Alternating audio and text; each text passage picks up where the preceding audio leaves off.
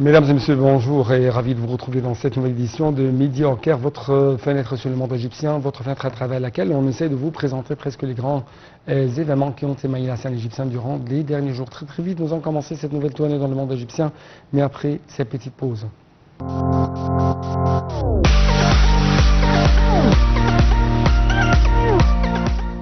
Chers téléspectateurs, commençons cette nouvelle tournée dans le monde égyptien par ce qui se passe sur le terrain dans la bande de Gaza, spécialement en Rafah palestinien, dans la ville palestinienne de Rafah avec plus de précision.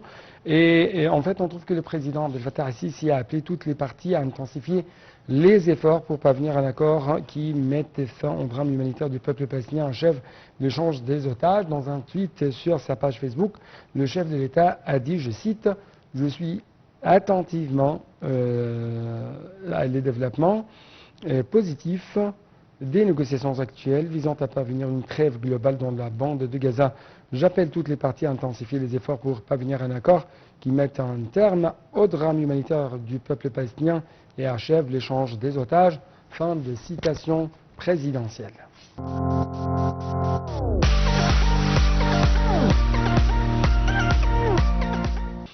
Au niveau diplomatique, le ministre égyptien des Affaires étrangères, M. Sameh Choukri, a reçu M. Jean-Yves Le Drian, envoyé spécial du président français au Liban, qui était plutôt en visite en Égypte. Le porte-parole du ministère des Affaires étrangères, Ahmad Abou Zeid, a déclaré que le ministre Choukri avait salué le rôle actif et dynamique des ambassadeurs du groupe D5 au Liban, composé outre l'Égypte et la France, l'Arabie Saoudite, du Qatar, des États-Unis, ainsi que la coordination égypto-française à cet égard. Le ministre des Affaires étrangères a également appelé à intensifier les efforts conjoints pour surmonter la crise présidentielle libanaise, soulignant que la crise régionale exige de mettre fin rapidement au vide présidentiel afin que le Liban puisse faire face aux défis croissants découlant de cette crise. Les explications tout de suite.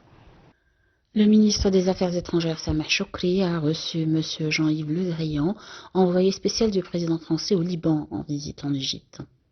Le porte-parole du ministère des Affaires étrangères, Ahmad Abou Zeid, a déclaré que le ministre Choukri a salué le rôle actif et dynamique des ambassadeurs du groupe des 5 au Liban, composé, outre l'Égypte et la France, de l'Arabie Saoudite, du Qatar et des États-Unis, ainsi que la coordination égypto-française à cet égard.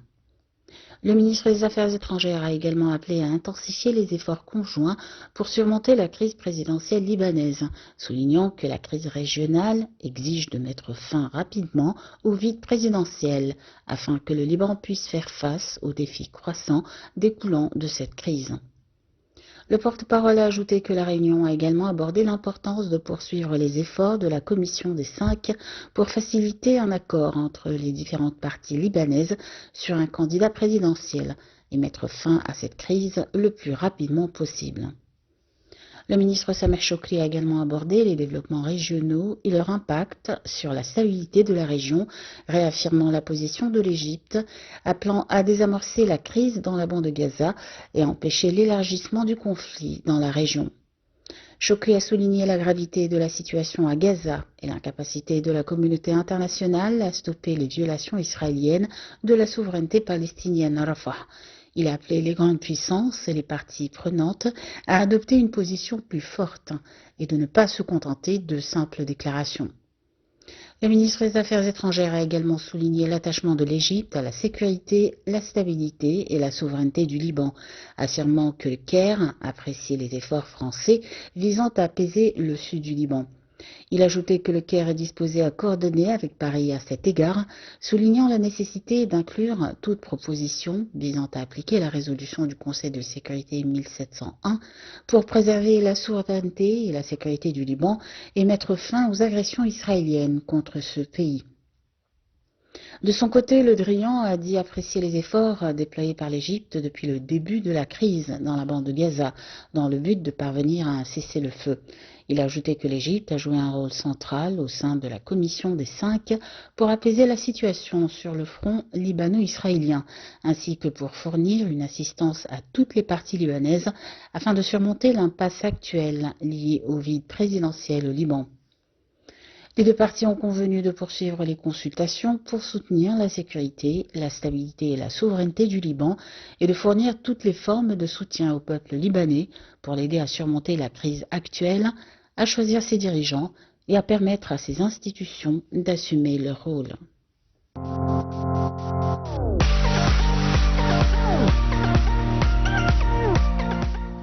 D'autre part, le ministre égyptien des Affaires étrangères, Sameh Choukri, a participé au colloque organisé par la fondation Kemet Boutros Ghali pour la paix et la connaissance sur les défis au Moyen-Orient, et ce, en présence de l'ancien ministre français de la Défense et des Affaires étrangères, envoyé spécial du président Emmanuel Macron, M. Jean-Yves Le Drian. Le colloque a pour objectif l'échange de vues, l'examen des développements dans la région, à la lumière de la guerre israélienne contre les Palestiniens dans la bande de Gaza et la dernière escalade militaire par le ciblage de la ville palestinienne de Rafah. Les explications tout de suite. Le ministre des Affaires étrangères Sameh Choukri a participé au colloque organisé par la fondation Kemet Boutros Ghali pour la paix et la connaissance sur les défis au Moyen-Orient, en présence de l'ancien ministre français de la Défense et des Affaires étrangères et envoyé spécial du président Emmanuel Macron, Jean-Yves Le Drian.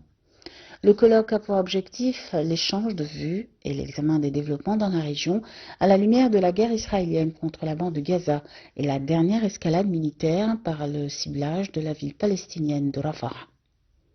Dans son allocution devant le colloque, M. Le Drian a souligné que le moment actuel est caractérisé par une sorte de transformation du régime mondial et le retour des guerres les plus violentes au Moyen-Orient avec le conflit israélo-palestinien, en plus de la montée des violences et des tensions entre l'Iran et Israël ces dernières semaines et en Europe avec la guerre entre la Russie et l'Ukraine. Il a ajouté que cette situation exigeait l'adoption d'une action commune par les personnes intéressées par la paix en valorisant l'organisation de ce colloque en ce temps pour échanger des vues sur ce sujet. Il a souligné que l'Égypte est un partenaire majeur de la France et joue un rôle essentiel dans de nombreuses crises qui ont un impact sur la région, rappelant à cet égard la contribution décisive de l'Égypte à l'action commune dans la guerre contre le terrorisme, en plus de l'intérêt que porte l'Égypte à la stabilité du Liban.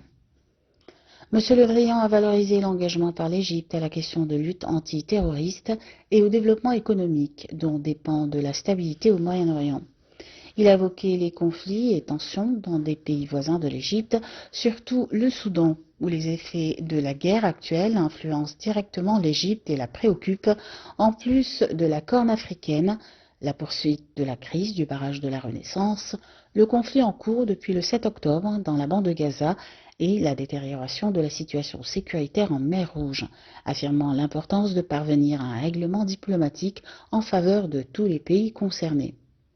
L'ancien ministre a fait état des conséquences terribles et inacceptables de la guerre à Gaza au niveau humanitaire et les répercussions potentielles de déstabilisation de l'ensemble du Moyen-Orient.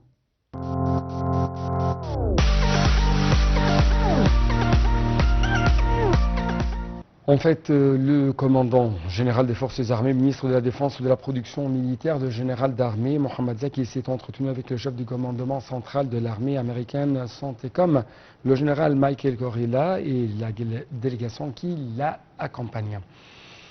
L'entretien qui a eu lieu au ministère de la Défense au Caire a abordé les développements régionaux et internationaux, notamment la crise à Gaza. Le commandant général a souligné les relations fortes entre les forces armées égyptiennes et celle des États-Unis. Il a insisté sur l'importance de coordonner les efforts pour parvenir à un cessez-le-feu à Gaza, accélérer l'acheminement de l'aide par le pont de passage de Rafah afin d'atténuer la crise humanitaire très difficile à laquelle sont confrontés les frères palestiniens dans la bande de Gaza. Le chef du commandement central américain, de son côté, saluait le rôle essentiel joué par l'Égypte dans la stabilité et l'équilibre de la région, ainsi que les efforts déployés par le Caire pour résoudre la crise à Gaza. Il a souligné la volonté de son pays de consolider le partenariat stratégique entre les forces armées égyptiennes et américaines.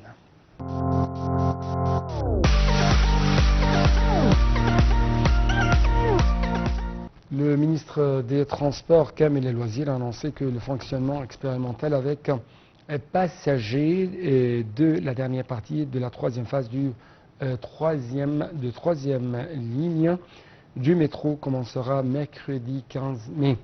De 7,1 km de long, elle passera par les rues de Wadi Nil et Gamat el-Dawal et le quartier de Volaq Dakour. Elle comprend 5 stations, dont 3 souterraines, affirme le ministère des Transports sur la page officielle du Conseil des ministres. Avec le fonctionnement de cette dernière partie, la 3e ligne entre la gare centrale à Adli Mansour, l'université du Caire sera entièrement achevée. Cette ligne d'une longueur de 41,2 km comprend 34 stations. C'est la première artère qui relie l'est à l'ouest du Grand Caire. D'après le communiqué, la ligne comprend 3 ateliers pour la maintenance des wagons, à Bassia sur 10 Fédan, à Imbaba sur 24 Fédan, à Al-Salam, un des plus grands ateliers au Moyen-Orient en Afrique, construit sur 65 Fédan.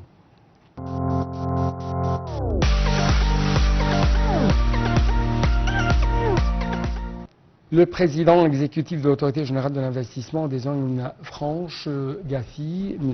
Hussam Heba, et le directeur général de la banque, d'une banque plutôt spécialisée dans le domaine agricole, ont signé un mardi un mémorandum d'entente visant à attirer les investissements étrangers directs en Égypte. Il a souligné que l'autorité souhaitait collaborer avec la banque pour attirer des investisseurs grâce à son réseau international qui s'étend à 46 pays, ceci en conformité avec le plan du gouvernement égyptien qui vise à doubler les investissements européens qui sera lancé lors de la conférence conjointe entre l'Égypte et l'Union européenne prévue à la fin de l'exercice financier en cours.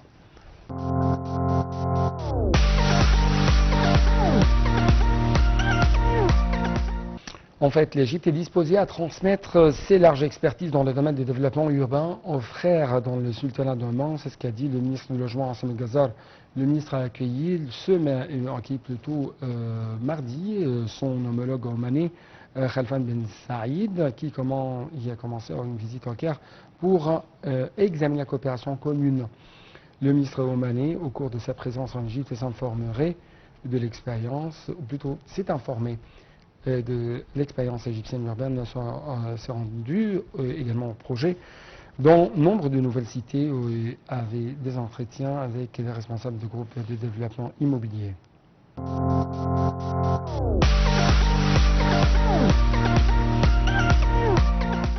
Quant au dollar américain, il s'est stabilisé face à l'IFR égyptienne au début des opérations matinales faites mercredi dans les banques égyptiennes. En fait, on trouve que le prix du dollar a enregistré 47,67 livres égyptiennes pour achat et 47,77 livres pour vente. Le cours de l'euro a enregistré respectivement 51,19 livres égyptiennes, 51,38 livres égyptiennes pour achat et 51,29 livres égyptiennes et 51,45 livres égyptiens pour vente. La livre sterling a enregistré respectivement 59,51 livres égyptiennes, 59,80 livres égyptiens pour achat, 59,51 livres égyptiennes et 51,82 livres égyptiens pour vente.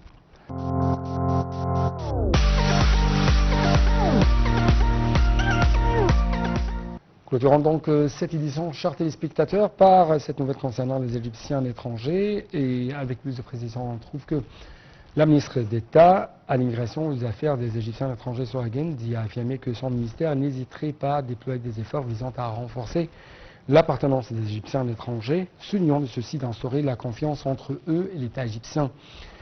Madame Guendi s'est exprimée lors d'une rencontre avec la chef de la communauté égyptienne d'Irlande du Nord, Afef Abderrabou, pour suivre les derniers développements de la situation des besoins de la communauté dans le cadre de la stratégie du ministère visant pour une communication durable avec les Égyptiens du monde entier. Le ministre a alloué au cours de la réunion des efforts de Mme Abderrabou envers les membres de la communauté d'Irlande du Nord, ainsi que son rôle sociétal important et ses relations étroites avec des personnalités politiques et des membres du Parlement de ce pays, selon un communiqué du ministère de l'Immigration.